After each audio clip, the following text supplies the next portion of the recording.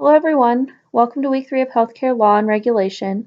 Most of our studies center around what some may consider the nuts and bolts of healthcare law.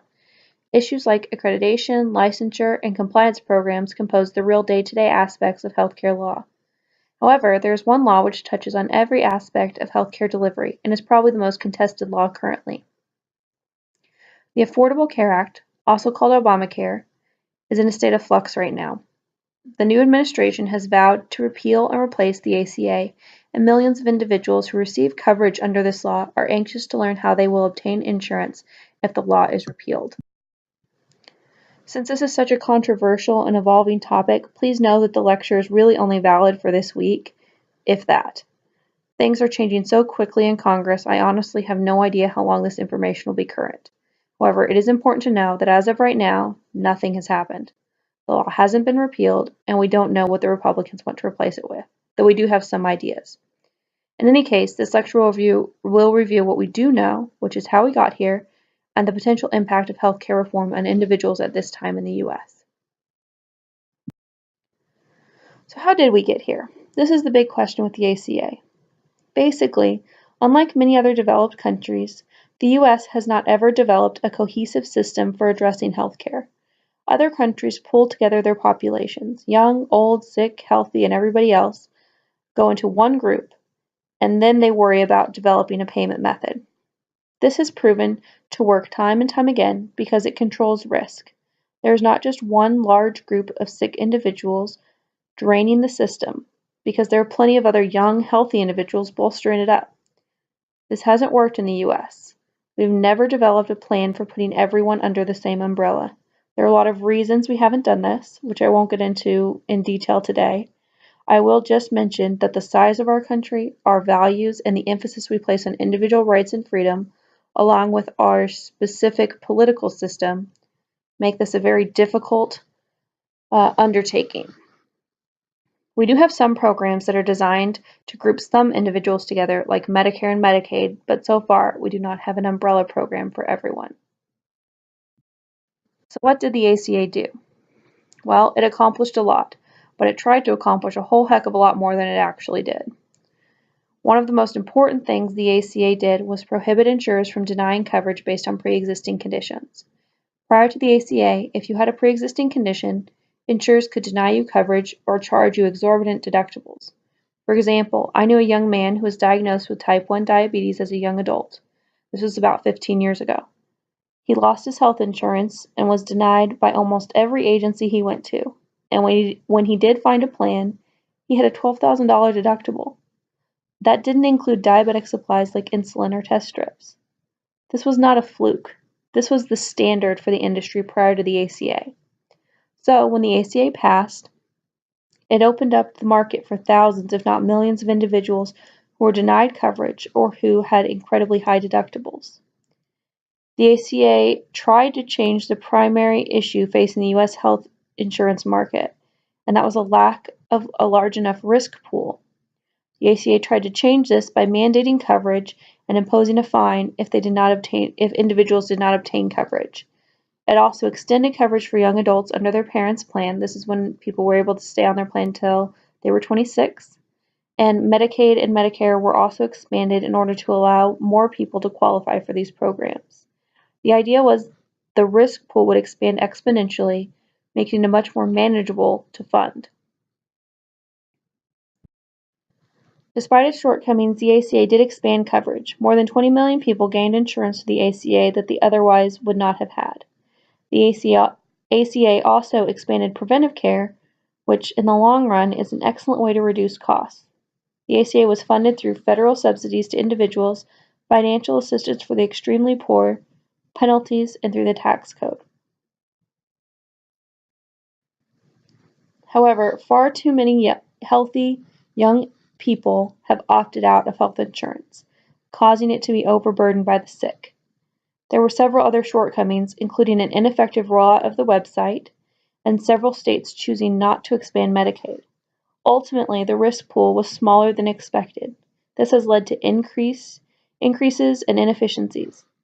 Issues including higher premiums, canceled plans, and fewer incentives for people to opt into coverage have resulted. So we are left with the question of whether we should fix the existing plan or just start all over. Republicans have pushed for replacing the plan in its entirety, which will come with its own challenges. So there are several ways the Republicans may try to repeal the plan. Right now, that is all conjecture, so I won't spend too much time discussing it. Basically, Republicans can either try to repeal the law outright or just dismantle it by undoing the funding mechanisms. Either way, we know Republicans are making a push to end the ACA. In regards to replacing the bill, right now we do not have an official sponsored bill regarding how Republicans plan to replace the ACA. We do know there is a bill being passed around Congress, but Republicans are not allowing any Democrats to see the bill and have not made any public statements about its contents. That being said, we can speculate about a Republican-designed replacement for the ACA based on leaked drafts of bills and the statements Republicans have made at town halls and on campaign trails. We know Republicans would like to eliminate the individual mandate. This is nearly across the board a tenet of Republican healthcare reform. Leaked plans have indicated they would like to provide incentives to participate, but it is unlikely they would mandate coverage of any kind. Ultimately, this would mean a dramatic increase in uncovered individuals. It is also likely that a Republican plan would eliminate funding for preventive care. Now, initially, this would result in lower costs.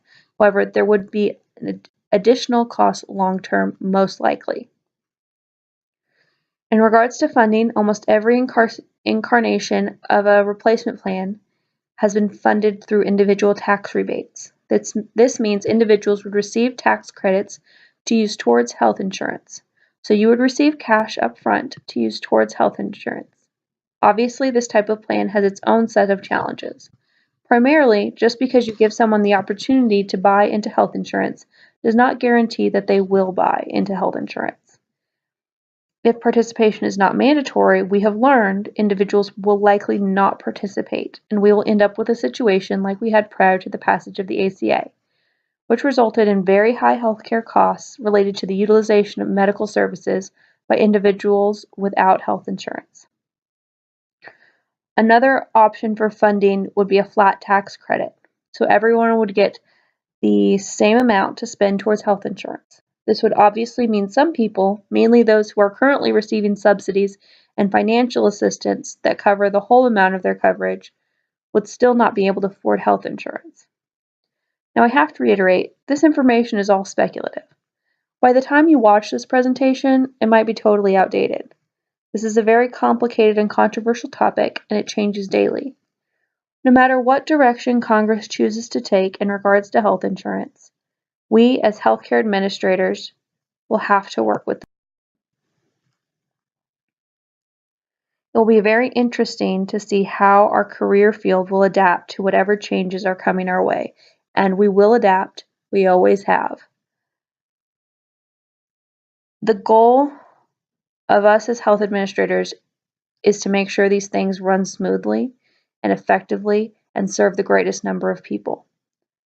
So it really is important that you stay up to date on this information and that you try to find unbiased sources of information. I know that's difficult right now, but that's really the best thing that you can do. When a bill is submitted for public review, I would really challenge you to read it. I was fortunate enough, I don't know if that's the right word, but I was able to read the entire Affordable Care Act when it was passed. Took me quite a long time, but it was worth it because now I know what's actually in that law. So whatever the Republicans come out with, I would really challenge you to just read it. Okay, well, that is my entire presentations for this week. Don't worry, there's no test, no assignment. We will be discussing healthcare reform in a couple of weeks, so I hope this gives you a little precursor to that week's topic.